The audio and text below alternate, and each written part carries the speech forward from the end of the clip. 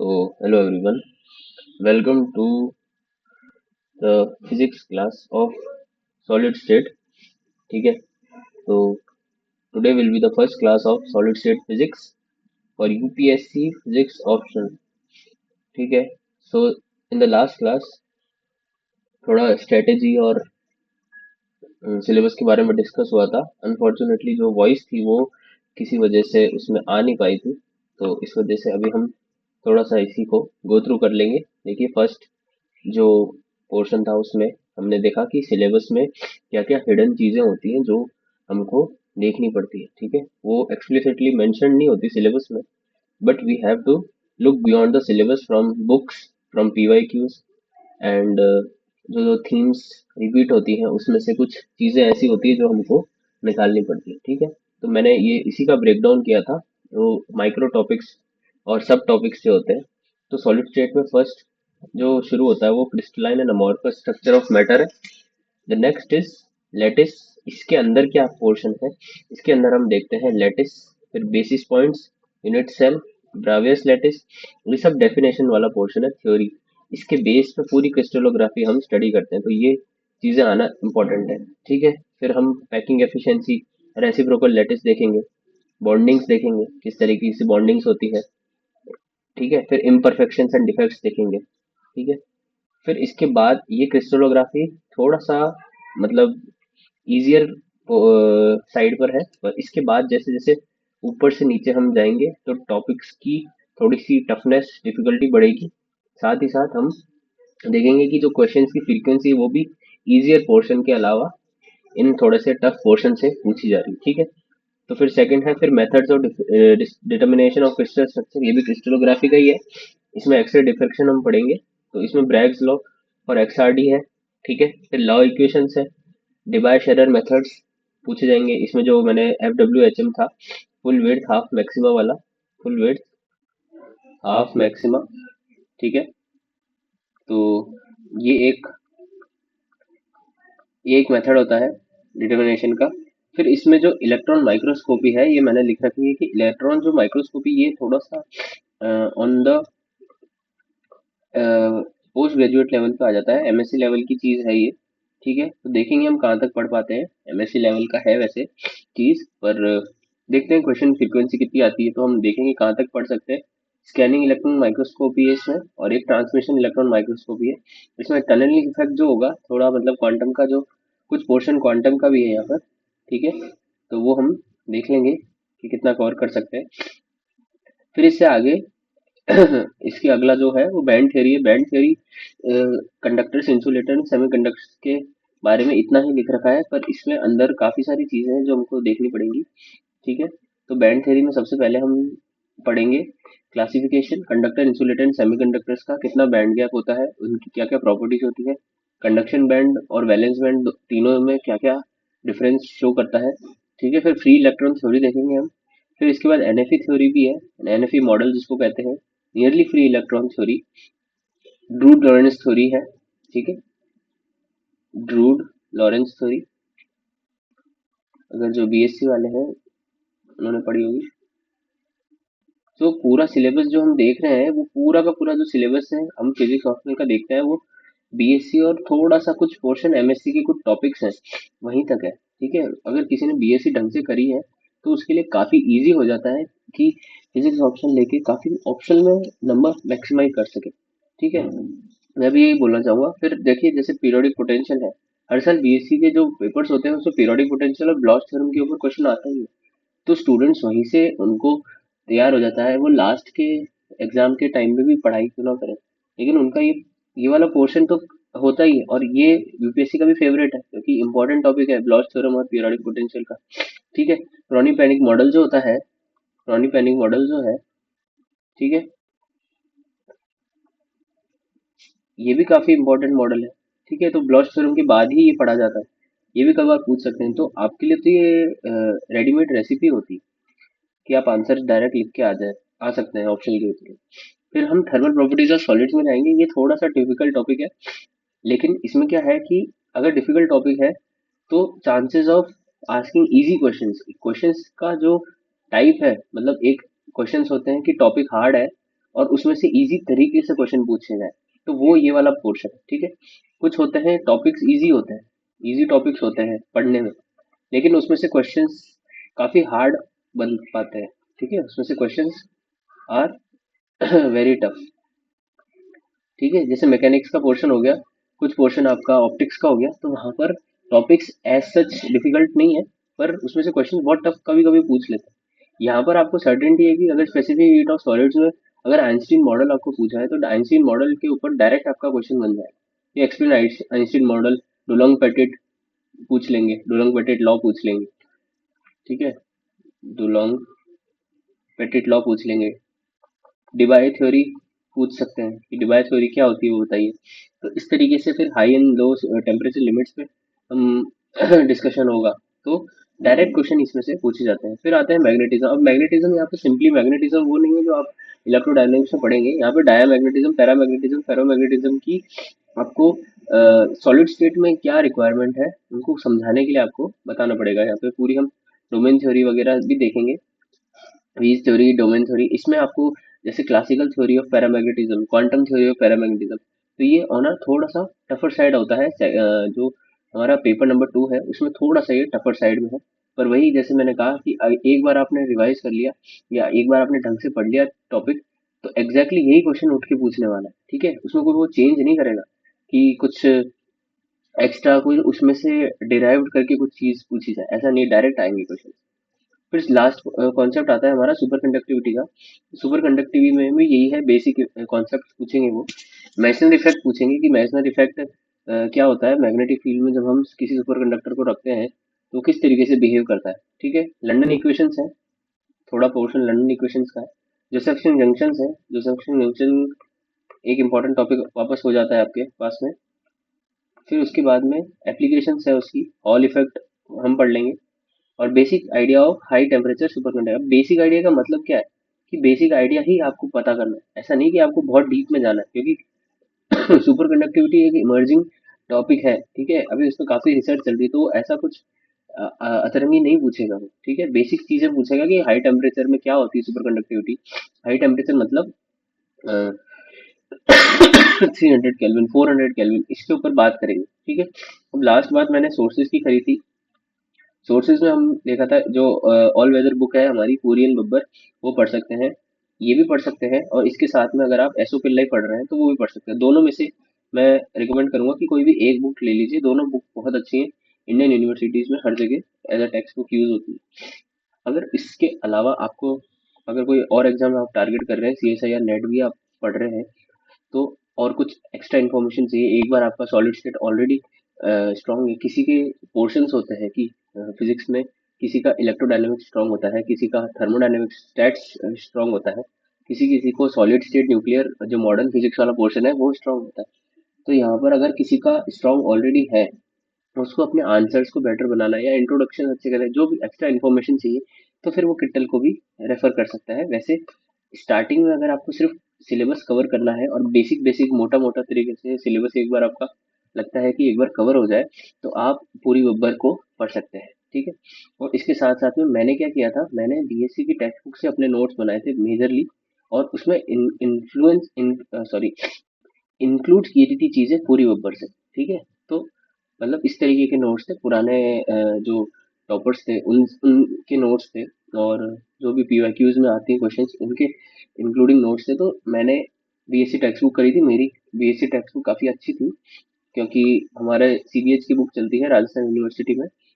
तो सीबीएच की text book है, एस एस रावत करके हैं सर, उनकी बुक चल रही है, काफ़ी अच्छी बुक है। तो मैंने तो ये रेफर करी थी, उसमें मेजरली ऑलमोस्ट सारे जितने टॉपिक्स हैं उसके बारे में काफ़ी अच्छी कवरेज हो जाती है। ठीक है, तो चलिए आज की जो क्लास है उसमें हम क्या देखेंगे, unit cell, basis points, lattice, lattice vector, crystal structure, इसके बारे में हमको डिस्कस करना है। तो चलिए शुरू करते हैं। फर्स्ट जो लेक्चर होने वाला है उसमें हम ये चीज़ें पढ़ने वाले हैं। ठीक है, तो क्या क्या पढ़ना है मैं एक बार लिख देता हूँ। क्रिस्टल स्ट्रक्चर के बारे में, क्रिस्टल स्ट्रक्चर के देखना है हमको, क्रिस्टल स्ट्रक्चर, लैटिस, फिर थोड़ा सा डिस्कशन हम नॉन क्रिस्टलाइन या अमॉर्फस के ऊपर भी करेंगे। amorphous solids space lattice, ठीक है। फिर है हमारे पास में यूनिट सेल, ठीक है। बेसिस क्या होती है, ठीक है, बेसिस क्या होती है। फिर हम टाइप्स ऑफ लैटिस देखेंगे, टाइप्स ऑफ लैटिस। तो आज की क्लास मेजरली आपकी जो होने वाली है वो बेसिकली इंट्रोडक्शन वाली क्लास होने वाली है। बेसिक जो कॉन्सेप्ट यूज होते हैं सॉलिड स्टेट में वो डिस्कस करेंगे। तो let's start our topic. The first concept is crystal structure. Crystal structure, तो क्रिस्टल स्ट्रक्चर मीन्स कि क्रिस्टल की जो फॉर्मेशन है वो किस तरीके से हुई है, उसका ओवरऑल स्ट्रक्चर के बारे में हम बात करेंगे। पहले तो आपको देखना है कि क्रिस्टल किस किस तरीके के होते हैं, सॉलिड्स किस किस तरीके के होते हैं। एक होते हैं क्रिस्टलाइन, एक होता है अमोर्फस, ठीक है। तो क्रिस्टलाइन की क्या क्या खूबियां होती है और अमोर्फस की या नॉन क्रिस्टलाइन की क्या क्या प्रॉपर्टीज होती है। देखिए क्रिस्टलाइन जो होता है उसमें हमको एक ऑर्डर्ड अरेंजमेंट होता है, ये जिसको हम कहते हैं पीरियोडिक अरेंजमेंट, ठीक है। कैसा अरेंजमेंट होता है, पीरियोडिक, मतलब जो चीजें क्रिस्टल में एक जगह पे है वो चीजें रिपीट होती है, उसके रिपीटेशन से पूरा क्रिस्टल बना होता है, ठीक है। तो इस तरीके के स्ट्रक्चर को हम क्रिस्टलाइन स्ट्रक्चर कहते हैं। सिमिलरली अमोर्फस में क्या होता है कि अमोर्फस में हैफेजार्ड अरेंजमेंट होता है, कुछ भी पीरियोडिक नहीं होता, ठीक है। मतलब उसमें रैंडम अरेंजमेंट है कि कहीं कहीं पे किस किस तरीके किसी साइज का एटम पड़ा है तो उसके बाद एकदम से बड़ा एटम आ जाएगा, और उसके बाद में वापस कोई मीडियम साइज का एटम आ जाएगा, या फिर बीच में कोई एटम ऐसे फंसा हुआ होगा, फिर वापस एक बड़ा एटम आ जाएगा। तो एक हैफेजार्ड तरीके से होता है। क्रिस्टलाइन में हम क्या देखते हैं, क्रिस्टलाइन में अगर किसी तरीके के एटम्स पड़े हुए हैं तो वो हर जगह सेम एटम्स होंगे, ठीक है। अगर मान लो 2D है तो 2D में वो 2 डायमेंशनली अपने आप को रिपीट करेगा, और अगर मान लीजिए 3D है तो वो 3 डायमेंशनली अपनी चीज को रिपीट करेगा। जैसे यहाँ पर मैंने ये जो डॉट्स बनाए हैं ये हमको एक क्रिस्टल स्ट्रक्चर बताते हैं कि हर डायरेक्शन में सेम होगा, ठीक है। तो जो प्रॉपर्टीज हमको मिलती है वो किसी भी डायरेक्शन में हम देख सकते हैं, वहां पर वो प्रॉपर्टीज ऑलमोस्ट सिमिलर होती है, ठीक है। तो डेफिनेशन क्या लिख सकते हैं हम यहाँ पर, definition we can right,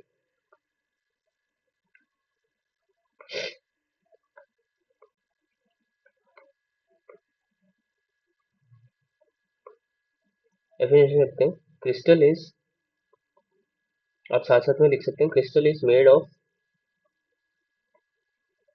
a periodic arrangement,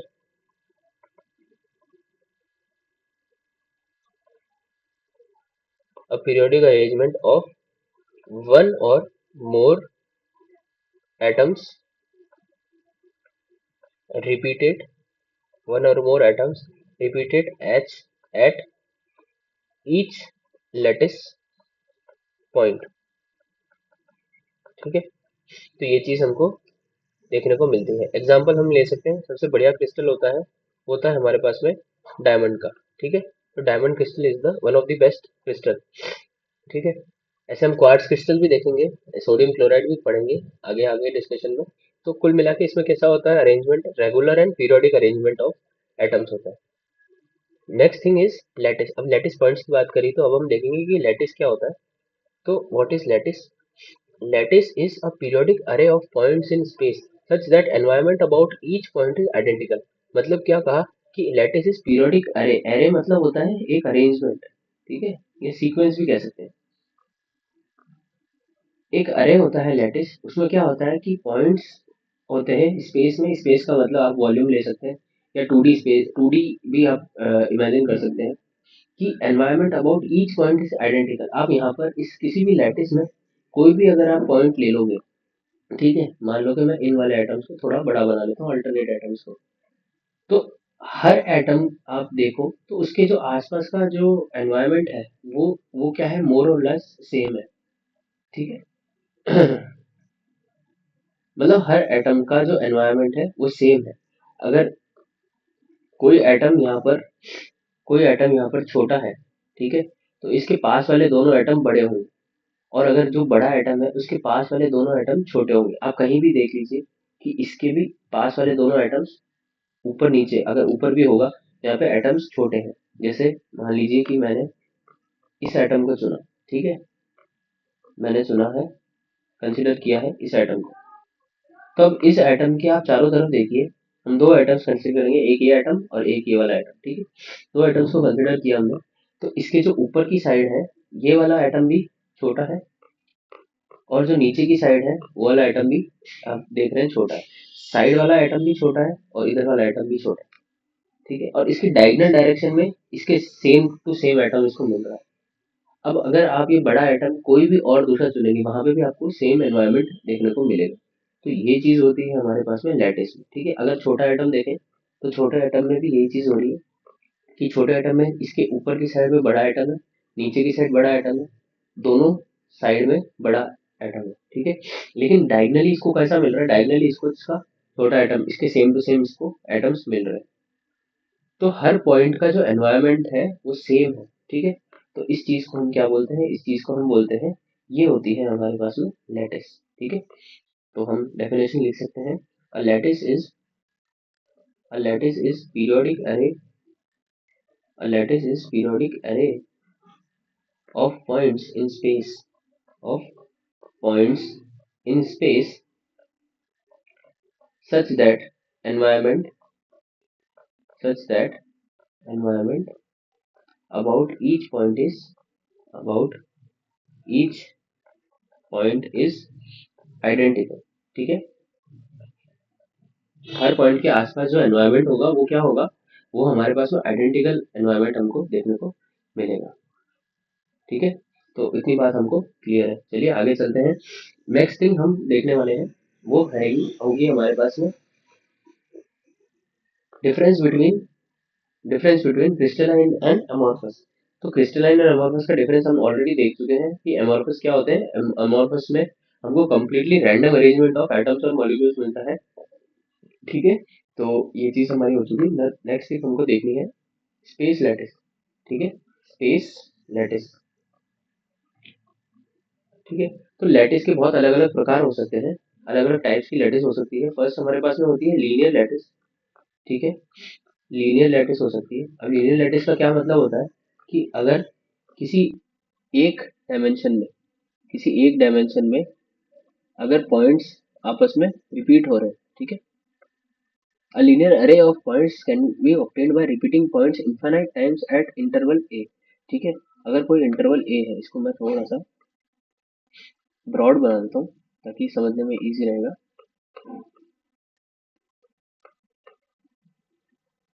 देखिए मैं ऐसे पॉइंट्स बना देता हूँ। अब ये कितने इंटरवल पे है, ये इंटरवल पे है, इन दोनों के बीच का जो इंटरवल है वो है a, ठीक है। तो हर बार इंटरवल a पे ये रिपीट हो रहे हैं ये पॉइंट्स, ठीक है। और कितनी बार रिपीट हो रहे हैं, इनफाइनाइट नंबर ऑफ टाइम्स, आगे भी यहाँ पर a दूरी पर ये रिपीट होंगे पॉइंट्स, ठीक है। तो इनफाइनाइट नंबर ऑफ टाइम्स अगर रिपीट करेंगे तो कुछ इस तरीके की, यहाँ पे मैंने गैप थोड़ा सा बड़ा रखा है पर आप समझ सकते हैं कि ये क्या कहने की कोशिश की है, ठीक है। तो लीनियर लैटिस में क्या होता है कि linear array of points can be obtained by repeating points infinite times eight interval A interval पे इनफाइनाइट टाइम्स इसको रिपीट कर दो तो वो हमारे पास में लीनियर लैटिस मिलती है, ठीक है। The second thing is the second thing is 2D lattice, ठीक है। 2D लैटिस का मतलब क्या होता है कि अगर लीनियर एरे कोई रिपीटेड कर दिया इंटरवल बी में किसी दूसरी डायरेक्शन में जहाँ पे वो ऑलरेडी रिपीटेड है, मतलब अगर ये जो एटम्स थे ये अगर ये कुछ इस डायरेक्शन में इस तरीके से रिपीट हुए हुए थे, ठीक है, और इन दोनों के बीच का इंटरवल कितना था, ये हमने देखा, ये इंटरवल ए था। तो इसके कोई और डायरेक्शन में किसी भी डायरेक्शन कोई और डायरेक्शन आप ले सकते हो और उस डायरेक्शन के अलोंग आप इसी को रिपीट कर दो और जो रिपीटेशन होगा वो कितनी दूरी पर होगा, यहाँ पर। अब यहाँ पर जो रिपीटेशन होगा वो कुछ बी बी डिस्टेंस का होगा, इंटरवल जो होगा वो बी होगा, ठीक है, क्योंकि सेम नहीं रखना हमको चेंज करना है। तो यहाँ पर बी डिस्टेंस पे अगर रिपीटेशन हम कर रहे हैं, जैसे यहाँ पर इस तरीके से, ठीक है, यहाँ पर भी इस तरीके से हो जाएगा ये।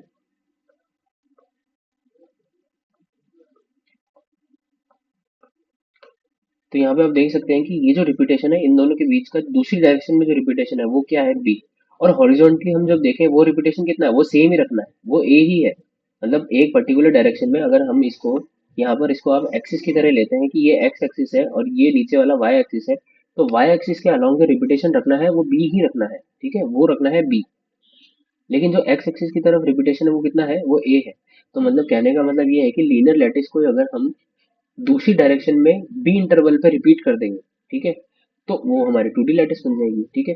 तो if linear array is repeated infinite times at an interval B in a direction other than that of linear lattice, तो वो हमको टू डी लैटिस दे देगा। तो स्पेस लैटिस क्या होती है, अब हमने वन डी और टू डी लैटिस समझ लिया, तो आई होप आपको थोड़ा थोड़ा समझ आने लगा होगा कि स्पेस लैटिस में हमको क्या करना है। तो बिल्कुल सही बात है कि जो थ्री डी लैटिस होती है या फिर जो स्पेस लैटिस होती है उसमें हमको टू डी लैटिस के साथ में, टू डी लैटिस में, इसी लैटिस में जो ऊपर लैटिस बनी है टू डी लैटिस, इसी को हमको तीसरी डायरेक्शन में रिपीट करवाना है, इसी को हमको तीसरी डायरेक्शन में रिपीट करवाना है। तो किस तरीके से करा सकते हैं हम,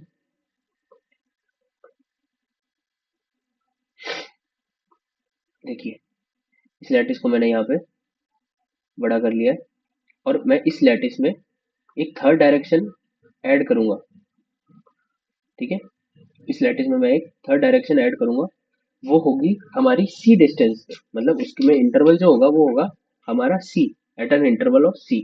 तो मैं इसको अगर पीछे की तरफ, ठीक है, कितनी इंटरवल मैंने लिया, सी, सी इंटरवल लिया मैंने, ठीक है।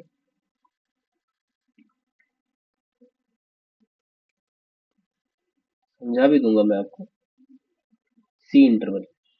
अब इसको आपको थ्री डी में इसको आपको देखना है, सी, सी। तो इसको मैं दूसरी डायरेक्शन में मैंने इसको रिपीट करवा दिया, ठीक है। तो वो चीज हो जाएगी हमारे पास में थ्री डी लैटिस। देखिए अब मैं यहाँ पर आपको बना के बता देता हूँ, ये हमारे पास में थी हमारी लीनियर लैटिस, ठीक है, ये लीनियर लैटिस। फिर हमारे पास में थी ये टू डी लैटिस, ठीक है। अब थ्री डी लैटिस के लिए मैं क्या करूंगा कि थ्री डी लैटिस में मैं एक थर्ड डायरेक्शन लूंगा, ठीक है। कैसी डायरेक्शन लूंगा, थर्ड डायरेक्शन। पहले तो मैं इन लैटिस को बना देता हूँ। ये है डिस्टेंस हमारे पास में ए, ये जो डिस्टेंस है ये है हमारे पास में बी। और थ्री डी लैटिस में एक पीछे की साइड में, पीछे समझिए आप या अपनी तरफ समझिए, थ्री डायमेंशनल आपको एक क्यूब समझना है, क्यूब कंसीडर करना है, ठीक है। ये क्यूब ही बनेगा। यहाँ पर मैंने एटम को ले जाके रख दिया, मतलब ये इस तरीके से एटम हो गया, ठीक है। ये इस तरीके से, इस तरीके से ये एटम हो गए हर जगह पे, इस तरीके से एटम हो। तो यहाँ पर जो लैटिस बनेगी वो कुछ इस डायरेक्शन में बनेगी। देखिए मैं कलर चेंज करके आपको बताता हूँ। ये पीछे की साइड है, ठीक है, ये पीछे की साइड, पीछे की साइड। तो जो इस फैशन की जो लैटिस बनती है, ये वाली हमारे पास में क्या हो जाएगी फिर, ये लैटिस हो जाएगी हमारे पास में थ्री डायमेंशनल लैटिस, ठीक है। ये हो जाएगी हमारे पास में थ्री डायमेंशनल लैटिस।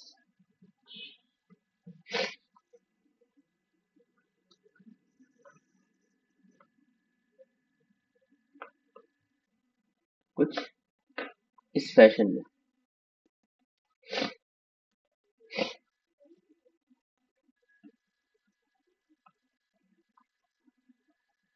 ठीक है। ये हमारे पास में थ्री डी लैटिस, सिंपल है, as simple as that. So if a planar lattice is repeated in a third direction at an interval of c, a lattice, a 3D lattice is generated, ठीक है। अब देखिए अब important चीज आती है, एक 3D लैटिस में एक चीज कहते हैं हम ट्रांसलेशन वेक्टर। हम क्या कहते हैं, ट्रांसलेशन वेक्टर। अब now what is this translation vector, translation vector हमको हेल्प करता है किसी भी लैटिस पॉइंट पे, एक लैटिस पॉइंट से दूसरे लैटिस पॉइंट पे पहुंचने में, ठीक है। तो ट्रांसलेशन हमारे पास में क्या क्या है, ए बी सी, ठीक है। और ए बी सी क्या है, हमारे बेसिस वेक्टर्स। मतलब इससे छोटा कोई भी और लैटिस में और कोई इंटरवल नहीं है। अगर कोई दो एटम्स के बीच में डिस्टेंस है तो वो कितनी हो सकती है, या तो ए हो सकती है, अगर इसको आप थ्री डायमेंशनल में माने, ठीक है। ये कौन सी एक्सिस है, ये एक्स एक्सिस है, ये वाई एक्सिस है और ये जेड एक्सिस है। तो अगर एक्स एक्सिस में आपको एक एटम से दूसरे एटम में जाना है तो मिनिमम कितना चलना है आपको, मिनिमम आपको कवर करना है ए इंटरवल। अगर आपको वाई एक्सिस में अगर मूव करना है तो वाई एक्सिस में मिनिमम आपको कितना, मिनिमम इंटरवल आपको कितना मिलेगा एक एटम से दूसरे एटम में, वो मिलेगा बी। और सिमिलरली जेड में आपको कितना मिलेगा, सी। तो ये ए बी सी जो है ये हमारे बेसिस वेक्टर्स, ठीक है, ये बेसिस वेक्टर्स है। अब बेसिस वेक्टर्स की हेल्प से हम कोई भी एक पॉइंट से लैटिस में, जैसे कोई भी एक पॉइंट है, मैंने पॉइंट ले लिया, मैंने पॉइंट ले लिया, ये पॉइंट, ये वाला, ठीक है, यहाँ से मेरे को इस लैटिस पॉइंट पे जाना है, ठीक है, यहाँ से मेरे को इस लैटिस पॉइंट पे जाना है। तो मैं किस तरीके से बता सकता हूँ इसकी पोजीशन, तो यहाँ पर हेल्प होगी मेरे पास में ट्रांसलेशन वेक्टर की। किसकी हेल्प होगी, ट्रांसलेशन वेक्टर की। So translation A B C as basis vectors and translation direction are selected as crystallographic axis xyz with respect to any lattice point and position of any other lattice point can be located with respect to origin। तो जैसे किसी भी point को मैंने, इसको अगर point को मैंने मान लिया ओरिजिन, ये है 0 0 0, तो यहाँ से अगर कोई भी दूसरी जगह पे जाना है तो मैं किस तरीके से जा सकता हूँ, मैं ट्रांसलेशन वेक्टर को लिखूंगा कुछ इस तरीके से, t is equals to N one A plus N two B plus N three C. This will be my translation, this will be my translation vector, ठीक है। तो इतनी बात क्लियर है, आइए इसकी डेफिनेशन लिख सकते हैं।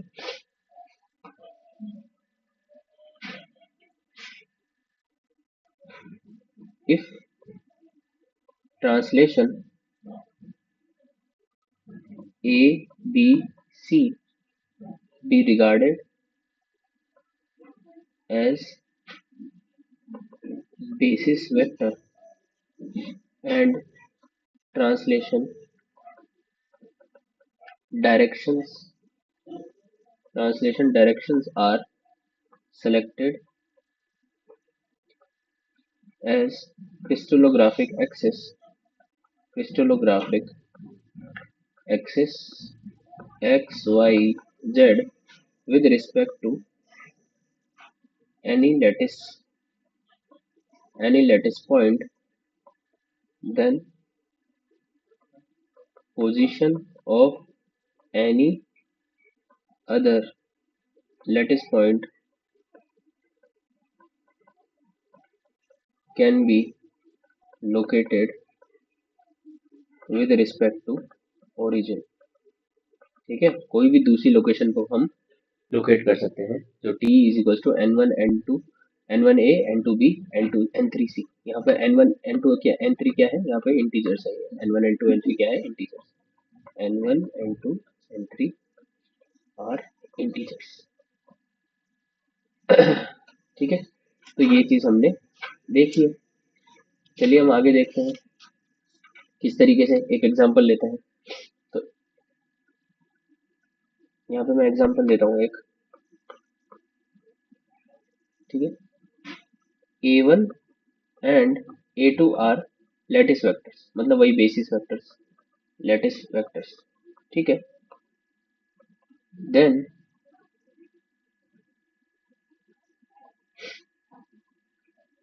यहाँ पर मेरे को इस तरफ से कुछ मूव करना है, ये हो गया मेरे पास में ए टू, और ए वन हो गया मेरे पास में ये, ए वन ये है, ठीक है, ये ए वन है, ये ए टू है। अब मुझे कुछ लोकेट करना है, कोई भी पॉइंट, एक पॉइंट मेरे को लोकेट करना है जो कि है इतना आगे, ठीक है, इतनी दूर पे है ये पॉइंट। सो नाउ मैं किस तरीके से लोकेट करूंगा, अब मुझे लोकेट करना है, किस तरीके से लोकेट करूंगा, मुझे लोकेट करना है, ये A two A two A two है, ये कितना है, थ्री ए टू, और पॉइंट है मेरे पास में ये बन गया मेरे पास में ट्रांसलेशन वेक्टर, ये बन गया मेरे पास में ट्रांसलेशन वेक्टर, ठीक है। तो मेरे को यहाँ तक जाना है, यहाँ तक मैं कैसे जाऊंगा, सिंपल है कि आपको वेक्टर लॉ ऑफ एडिशन पता है। तो ए वन को किस तरीके से लिख सकते हैं आप, वेक्टर इस चीज को, अगर मैं इस चीज को मैं लिखूं यहाँ पे,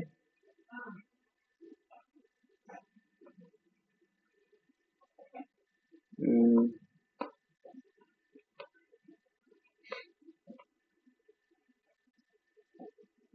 चलिए ये तो पूरा ही आएगा, इसको मैं पूरा निकाल के यहाँ लिख देता हूँ। ठीक है, चलिए। हाँ, तो A1 A2 का जो triangle law of vector addition है, यहाँ से मेरे को क्या मिलेगा, इस साइड को अगर मैं x ले लूँ तो मेरे को A1 कैसे मिल जाएगी, A1 मिल जाएगी मेरे को किस तरीके से, A2 प्लस एक्स तरीके से मिल जाएगी मेरे को, सिंपल है। तो यहाँ से मैं x की वैल्यू कैसे निकाल सकता हूँ, x बराबर हो जाएगा मेरे पास में A1 माइनस A2, ठीक है। तो अगर ये x है, इतना डिस्टेंस अगर x है, तो ये इतना डिस्टेंस भी क्या होगा, x ही होगा। थोड़ा सा मैं इसको वापस बना देता हूँ। जो ट्रांसलेशन वेक्टर लिया है मैंने, वो लिया है कुछ इस तरीके से, ये हो गया मेरे पास में ट्रांसलेशन वेक्टर। अब आई होप आपको दिखाई दे रहा होगा। तो मेरे को ट्रांसलेशन वेक्टर चाहिए, तो ट्रांसलेशन वेक्टर किस तरीके से लिखूंगा, ठीक है। तो ट्रांसलेशन वेक्टर हो जाएगा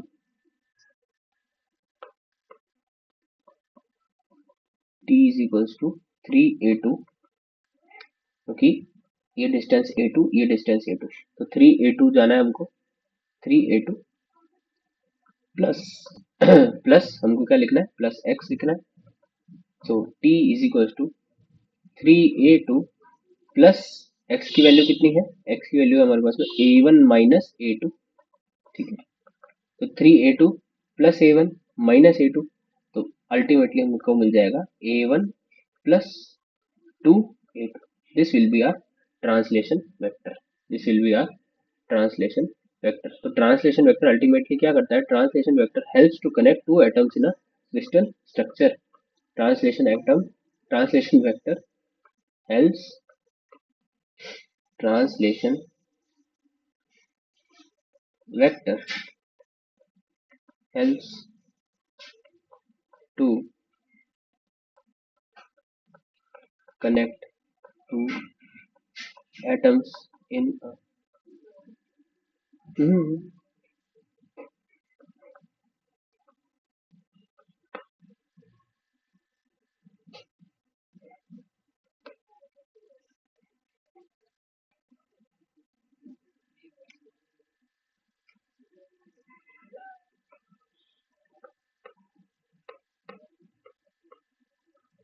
So the next topic is, now हम आगे चलते हैं।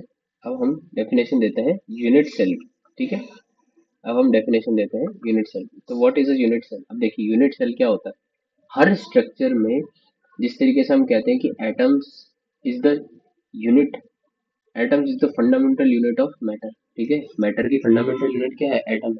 इसी तरीके से अगर हम सॉलिड स्टेट में बात करते हैं तो क्रिस्टल की जो फंडामेंटल यूनिट है, ठीक है, जो सबसे छोटी यूनिट है, स्मॉलेस्ट यूनिट है किसी भी लैटिस की या कोई भी क्रिस्टल, अभी तक बात कर रहे हैं हमने क्रिस्टल पे पहुंचे नहीं, हम लैटिस की बात कर रहे हैं, तो वो होती है हमारे पास में यूनिट सेल, ठीक है।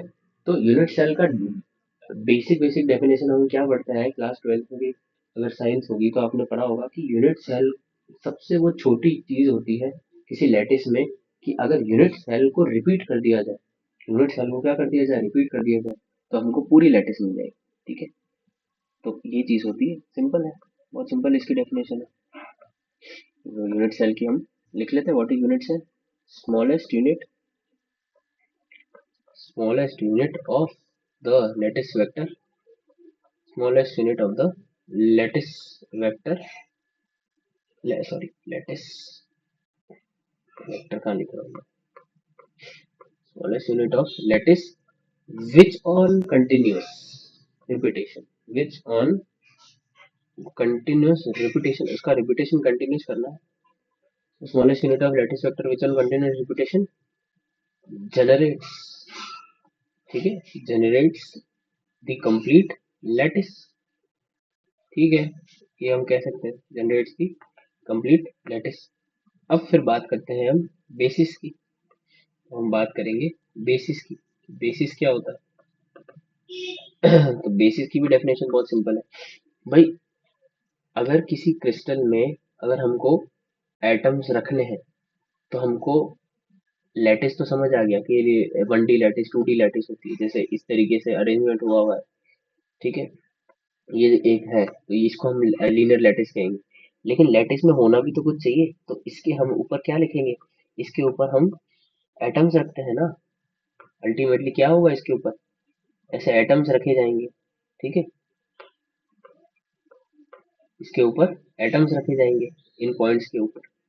ठीक है, तो जब एटम्स रखे जाएंगे तो अगर लैटिस पॉइंट के ऊपर सॉरी, लैटिस पॉइंट्स के ऊपर अगर एटम्स रखती तो मतलब वो बेसिस बन गया, सिंपल है, कोई ज्यादा नो रॉकेट साइंस वाली चीज है। ठीक है, लिख देते हैं हम डेफिनेशन हमारी। डेफिनेशन क्या कहती है इसकी? डेफिनेशन कहती है in order to obtain a crystal structure, an atom or group of atoms must be placed on lattice point. ठीक है, लैटिस पॉइंट के ऊपर हमको एटम या ग्रुप ऑफ एटम रखने पड़ेंगे इन अ रेगुलर फैशन, ये इंपॉर्टेंट चीज है, इन a regular fashion.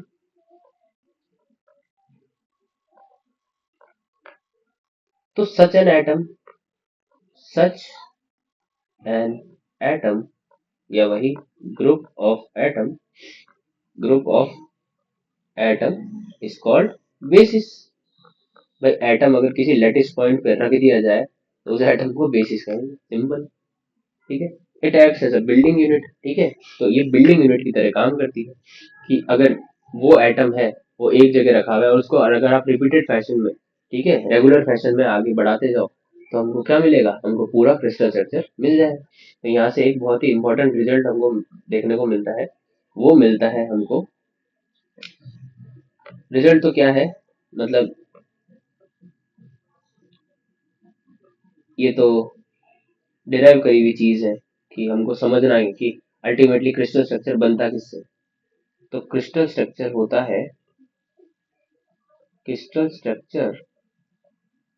Is build by space lattice. पहले तो रखेंगे आप लैटिस, पहले लैटिस भी तो होनी चाहिए। देखिए, अगर प्लॉट है तो प्लॉट के ऊपर ही तो घर बनेगा, तो आप समझिए कि प्लॉट का क्या है हमारे पास में, स्पेस लैटिस क्या है? हमारा प्लॉट है। ठीक है, इलाका है जिसके ऊपर घर बनेगा। और हमारा जो बेसिस है, बेसिस मतलब कुल मिला के एटम्स या ग्रुप ऑफ एटम्स, ये है हमारा घर। ठीक है, दिस इज आवर होम। तो ये दोनों चीजें बन के हमारा पास में पूरा क्रिस्टल स्ट्रक्चर बनता है। ठीक है, आई होप आपको ये चीज समझ आई होगी आज की क्लास में। आज की क्लास हम इतनी ही डिस्कस करेंगे, क्रिस्टल स्ट्रक्चर तक। एक इंट्रोडक्शन वाली क्लास थी, हमने काफी चीजें डेफिनेशन साथ देखी हैं कि क्रिस्टल स्ट्रक्चर की क्या क्या डेफिनेशन होती है, लैटिस क्या होती है, linear lattice, 2D lattice, 3D lattice, फिर ट्रांसलेशन वेक्टर्स क्या होते हैं, कैसे यूज होते हैं ट्रांसलेशन वेक्टर्स। और इसके बाद में हमने देखा कि बेसिस किसे कहते हैं, बेसिस क्या होता है। ठीक है, फिर क्रिस्टल स्ट्रक्चर को हमने देखा, क्रिस्टल स्ट्रक्चर किससे बनता है। क्रिस्टल स्ट्रक्चर को आप समझे कि एक आपके पास में स्पेस लैटिस है, देखिए जगह है एक तरीके की आपके पास में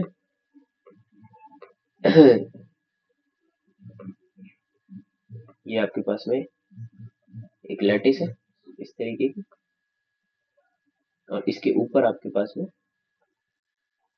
एटम्स प्लेस्ड है। ठीक है, ये मैंने प्लेस कर दिए एटम्स, यहाँ पे हमने एटम्स प्लेस कर दी, तो ये बन जाएगा हमारे पास में हमारा क्रिस्टल। तो space lattice plus basis is crystal. ठीक है, तो कल की क्लास में हम डिस्कस करेंगे जो क्लास 2 होगी। क्लास 2 में हमारे पास में हम डिस्कशन करेंगे किस चीज का, क्लास 2 में डिस्कशन होने वाला है, थोड़ा सा आगे बढ़ेंगे हम सिंपल क्रिस्टल स्ट्रक्चर को डिस्कस करेंगे। सिंपल क्रिस्टल स्ट्रक्चर, जिसको हम प्रिमिटिव यूनिट सेल भी कहते हैं। ठीक है, इसमें हम तीन तीन तरीके के हमको स्ट्रक्चर पढ़ने हैं। फर्स्ट हमको हमारा होगा सिंपल क्यूबिक, फिर होगा हमारा फेस सेंटर क्यूबिक, फिर हमारा बॉडी सेंटर क्यूबिक। इसी में हम फिर volume, coordination number, packing fraction, ये सब चीजें देखेंगे। इसमें भी यही चीज है, सेम चीज, पैकिंग फ्रैक्शन वगैरह, ये सब डिस्कशन करेंगे। और फिर उसके बाद में धीरे धीरे फिर हम रेसिप्रोकल लैटिस भी ट्राई करेंगे कि reciprocal lattice mirror indices cover हो जाए। ठीक है, तो आज की क्लास में इतना। Thank you so much and see you in the next class. Thank you.